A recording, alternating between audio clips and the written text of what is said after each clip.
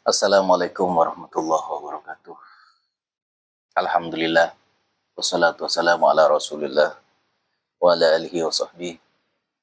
Sahabat-sahabat semua dimanapun berada, mudah-mudahan selalu dalam ridho dan kasih sayang Allah Subhanahu wa taala. Amin ya rabbal alamin. Kali ini saya akan berbagi tentang salah satu fadilah daripada fadilah suratul Fatihah. Tentu semua orang Islam paham dan hafal dengan suratul Fatihah, mulai dari anak kecil sampai dewasa, tetapi tidak semua orang paham fadilah yang ada dalam suratul Fatihah. Rasulullah Shallallahu Alaihi Wasallam bersabda, "Walladzi nafsi biyadihi ma anzala fit Taurat wala fil Injil wala fil Zabur wala fil Quran mislaha hiya sab'ul masani wal Quranul azim alladzi utitu." Demi Allah yang jiwaku berada di tangannya, tidak ada satu surat seperti Al-Fatihah yang diturunkan dalam Taurat, Injil, Zabur, dan Al-Quran sendiri. Ia adalah As-Sab'ul Masani, 7 ayat yang diulang-ulang, dan Al-Quranul Azim. Jadi suratul Fatihah itu adalah suratul Fatihah 7 ayat yang diulang-ulang. Nama lain daripada suratul Fatihah adalah Ummul Quran. Nama lainnya lagi adalah Fatihatul Kitab. Dan salah satu fadilah keutamaan daripada suratul Fatihah yaitu bisa menetralkan racun ular, kalajengking, dan racun-racun yang lainnya. Siapa yang memberitahu bahwa Al-Quran bisa menetralkan racun, bahkan bisa menghilangkan racun? Tentu dan pasti adalah Rasulullah Shallallahu Alaihi Wasallam. Kata Rasulullah Shallallahu Alaihi Wasallam, Fatihatul Kitab shifaa'un min kulli summin.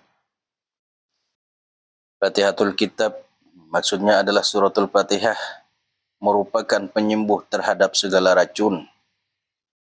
Hal ini pernah dibuktikan oleh salah seorang sahabat yang bepergian saat itu rombongan. Dan di tengah-tengah perjalanan ia singgah di sebuah desa atau perkampungan. Saat itu ada salah satu penduduk minta pertolongan untuk mengobati kepala sukunya yang lagi sakit parah. Yang awalnya kalau tidak salah digigit ular atau kalajengking. Diobati ke sana kemari tak kunjung sembuh, akhirnya sampai parah banget hingga tidak bisa berjalan, tidak bisa kemana-mana. Singkat cerita, salah satu sahabat bersedia untuk mengobatinya, lalu kemudian diantar ke rumah kepala suku tersebut. Setelah sampai di rumah kepala suku, lalu sahabat tersebut duduk di dekat kepala suku tersebut. Kemudian sahabat tersebut hanya membacakan suratul Fatihah 7 kali.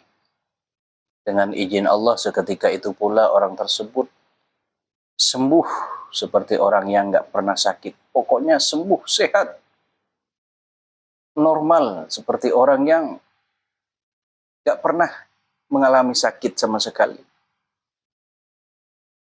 Saking bahagianya, saking gembiranya kepala suku ini memberikan hadiah kambing 70 ekor.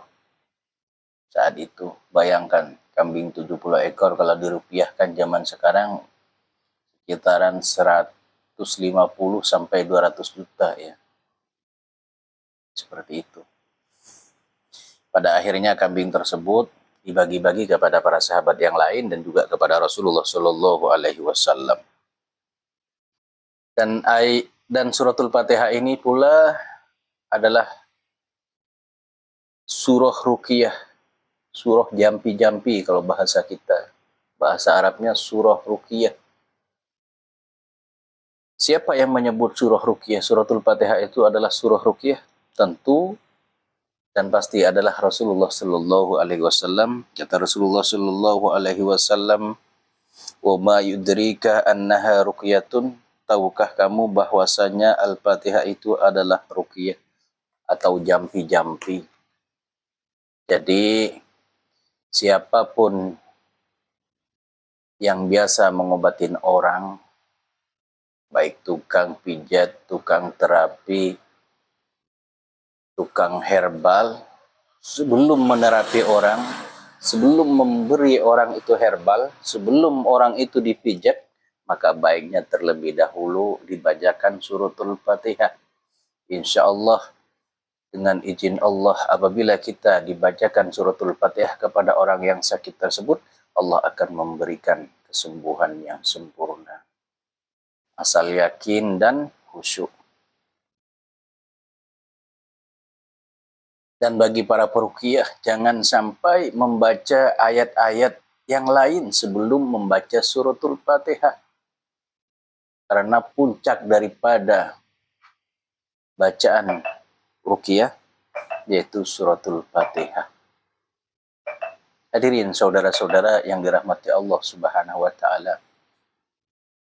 Apa salah satu fadilah berobat dengan suratul Fatihah? Yang pertama, sudah pasti asal dibaca dengan ikhlas dan tulus, sudah pasti akan mendapatkan pahala dari Allah Subhanahu wa taala. Dan yang kedua, asal dibaca dengan ikhlas dan tulus dan yakin, insya Allah orang yang sakit akan disembuhkan oleh Allah Subhanahu wa taala. Karena ini kabar langsung dari Rasulullah Shallallahu alaihi wasallam bahwa suratul Fatihah itu adalah surah ruqyah, surah jampi-jampi, surah untuk pengobatan daripada segala penyakit. Hadirin saudara-saudara yang dirahmati Allah Subhanahu wa taala, demikian yang saya sampaikan. Mudah-mudahan ini menjadi tambahan ilmu yang bermanfaat bagi kita semua. Amin ya rabbal alamin. Wassalamualaikum warahmatullahi wabarakatuh.